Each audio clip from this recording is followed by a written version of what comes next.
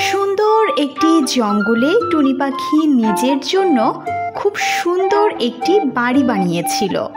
সেই বাড়িতে টুনি পাখি আর তার 5 মেয়ে একসাথে থাকত। টুনি পাখির বাচ্চাগুলো দেখতে খুব মিষ্টি। টুনি পাখি তার বাচ্চাদের খুব ভালোবাসতো আর তার বাচ্চাদের সময় মতো খাবার খাওয়াতো।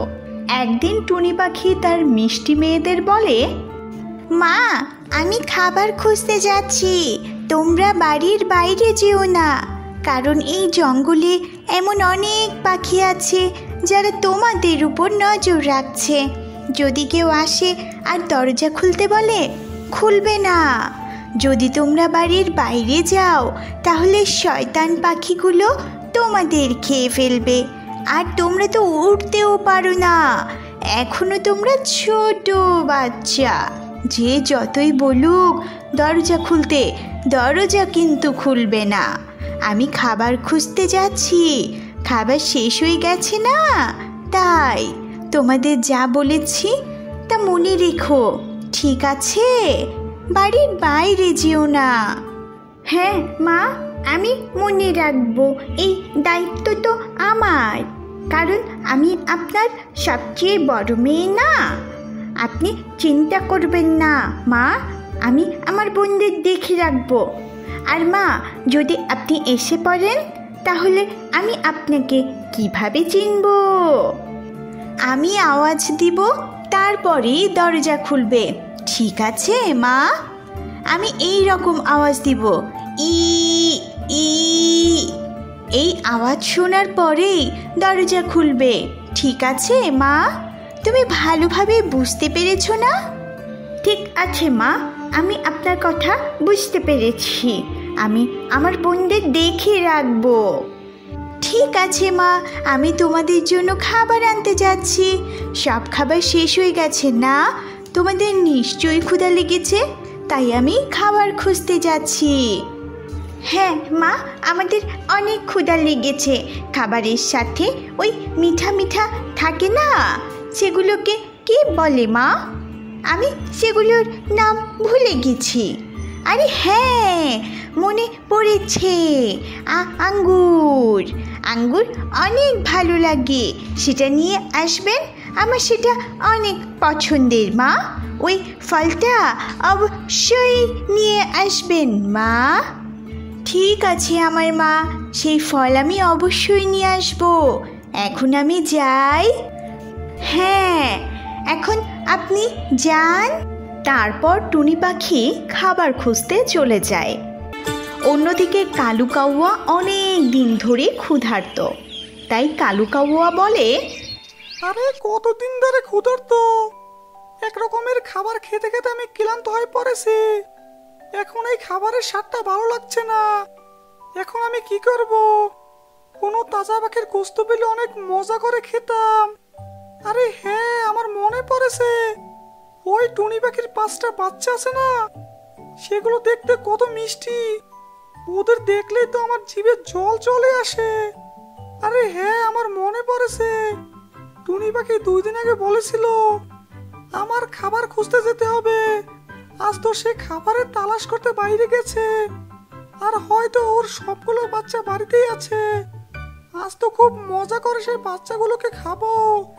আরে কালু, তুই এত ভাবছিস কেন? জলদি চল। তারপর কালু কাউয়া সেখান থেকে সোজা টুনি পাখির বাড়িতে যায় আর বলে, আরে ভিতরে কেউ আছে? দরজা খোলো। টুনি পাখি, ও টুনি পাখি, দরজা খোলো। আমি তোমার বন্ধু কালু, যার সাথে 2 দিন আগে দেখা হয়েছিল। তোমার মনে আছে না টুনি পাখি? আমার মা বাড়িতে নেই, তুমি এখান থেকে চলে যাও। আমার মা খাবার খুঁজতে গিয়েছে, বুঝেছ তুমি? আমি দরজা খুলবো না, আমার মা না করেছে। যদি আমি না থাকি, তখন যদি কোনো অপরিচিত কেউ আসে, তাহলে দরজা খুলবে না। আরে এখন আমি কি করব? এই বাচ্চাগুলো তো দরজা খুলছে না, এখন আমি ওদের কিভাবে খাবো? কিছু ভাবি।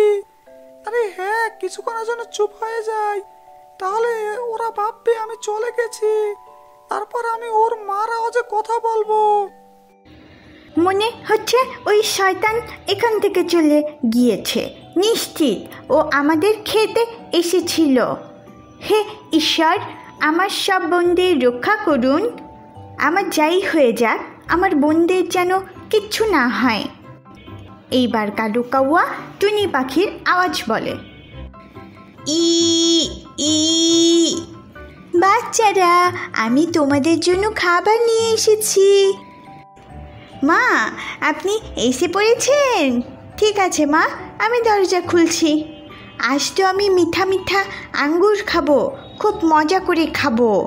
আরে বাহ, আমার জন্য মা আঙ্গুর নিয়ে এসেছে। চলো চলো, জলদি দরজা খুলে দেই।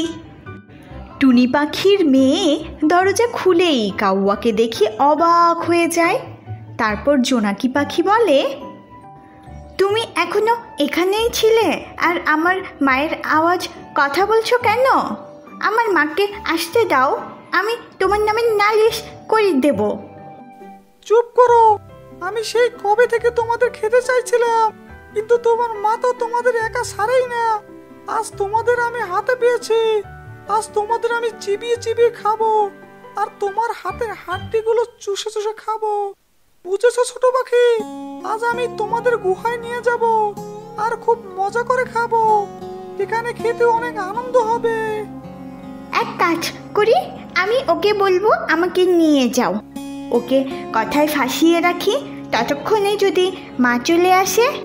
দেখো বদমাইশ কাউয়া, আমার বোনদের সাথে কিচ্ছু করবে না, বুঝেছ তুমি? যখন আমার মা আসবে তখন তোমাকে আচ্ছা মতো ধোলাই দিব।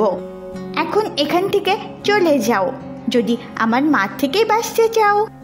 আরে তুই অনেক কথা বলছিস, তোকেই সবার আগে খাবো, তারপর তোর বোনদের খাবো, বুঝেছিস তুই?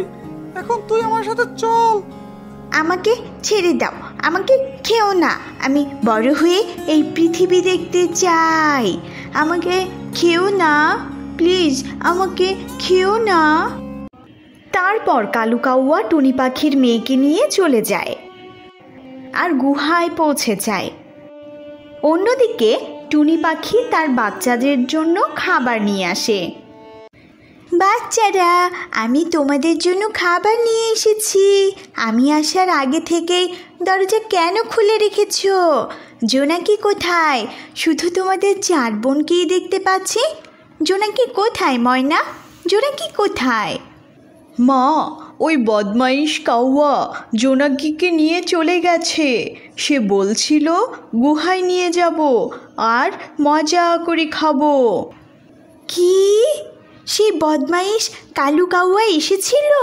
আমি বলে গিয়েছিলাম না তোমরা কেউ দরজা খুলবে না? তাহলে দরজা কেন খুলেছ মা? মা, সে আপনার আওয়াজে কথা বলেছিল, তাই জোনাকি দরজা খুলেছিল। আরে হ্যাঁ, ও তো খুব ভালো করে আমার আওয়াজ নকল করতে পারে। আমার জোনাকিকে বাঁচাতে হবে, আমি যাই। তারপর টুনি পাখি তার মেয়েকে বাঁচানোর জন্য বেরিয়ে পড়ে আর তার বাকি বাচ্চাগুলো তাদের পেছনে কোনো রকম উড়ে চলে যায়। তারপর সবাই গুহায় পৌঁছে যায়। যখন টুনি পাখি গুহায় পৌঁছায় তখন দেখে কালু কাউয়া তার বাচ্চাকে মেরে মজা করে খাচ্ছে। এইসব দেখে সে ভীষণ কষ্ট পায় আর বলে, আরে কালু, তুই আমার বাচ্চাটাকে মেরে খেয়ে ফেললি? তোর একটুও কষ্ট হয়নি? ওকে মেরে খেতে ওর কত ব্যথা লেগেছে। আমার বাচ্চা আমার কাছে চলে আসো, আমি তোকে ছাড়বো না কালু। তোকেও ঠিক ওইভাবেই মারবো যেইভাবে তুই আমার বাচ্চাটাকে মেরে খেয়েছিস। তারপর টুনি পাখি কালু কাউয়াকে বেঁধে মারতে শুরু করে। তখনই কালু কাউয়া বলে, আমাকে ছেড়ে দাও টুনি, আমাকে মেরো না, আমার অনেক কষ্ট হচ্ছে, আমাকে মেরো না টুনি। আমি কি তোকে ছেড়ে দিব? ছাড়বো না তোকে আমি তোকে আজ মেরেই ফেলবো। তুই একজন মার কাছ থেকে তার বাচ্চাকে কেড়ে নিয়েছিস। আমার বাচ্চা কত কান্না করেছে, কত কষ্ট হয়েছে ওর। আজ আমি তোকে ছাড়বই না। আজ আমি তোকে ততক্ষণ পর্যন্ত মারবো যতক্ষণ পর্যন্ত তোর শ্বাস না বন্ধ হয়। আমার বাচ্চা, আমার বাচ্চা।